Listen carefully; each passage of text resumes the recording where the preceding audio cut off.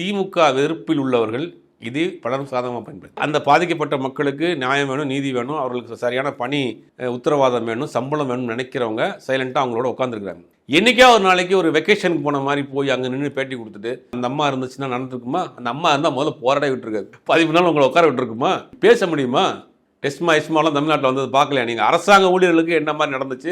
Bus conductor ஒளிஞ்சிக்கிட்டு இருந்த காலம்லாம் இருந்துச்சு. அதை இவங்க என்ன பண்ணுறாங்கன்னா திமுக எதிர்ப்பை இங்கே அவங்க பயன்படுத்துறாங்க. இந்த ஒரு இடம் கரெக்டான இடம், திமுக எதிர்ப்பை நம்ம இங்கே போய் நான் கரெக்டாக வன்மத்தை கக்கிட்டு வந்துடலாங்கிற மாதிரி ஒரு குரூப் இந்த வேலை செய்கிறாங்க. அதிமுகவுக்கு இது அரசியல் செய்ய வேண்டிய இடம், பட் இந்த இடத்துல பெருசாக அவங்க பண்ணல. உங்களாலே ஆட்சி காலத்தில் நடந்திருக்குல்ல, அங்கே போகிறப்போ நீங்கள் இருந்தீங்க இல்லைங்க என்ன பண்ணீங்கன்னு கேட்டாங்கன்னா அது வேற மாதிரி ஆயிருங்கிறதுக்காக அதிமுக அதை பெருசாக கை வைக்கல. அதிமுக ஆட்சி காலத்தில் பல ஜோனில் பிரைவேட் ஆகியிருக்காங்க. அப்போ ஜெயக்குமார் மட்டும் அந்த ஏரியாவில் இருக்கிறதுனால ஒரு நாம்கி வாசு போகாமல் இருக்கக்கூடாதுங்கிறக்காக ஒரு அட்டண்டன்ஸ் போட்டு வந்தார வழியை பெருசாக அதிமுகவும் போல. திமுகவை பொறுத்த வரைக்கும் பல கட்ட பேச்சுவார்த்தை நடந்திருக்காங்க. இது எப்படி சால்வ் பண்ணுறதுன்னு தெரியல.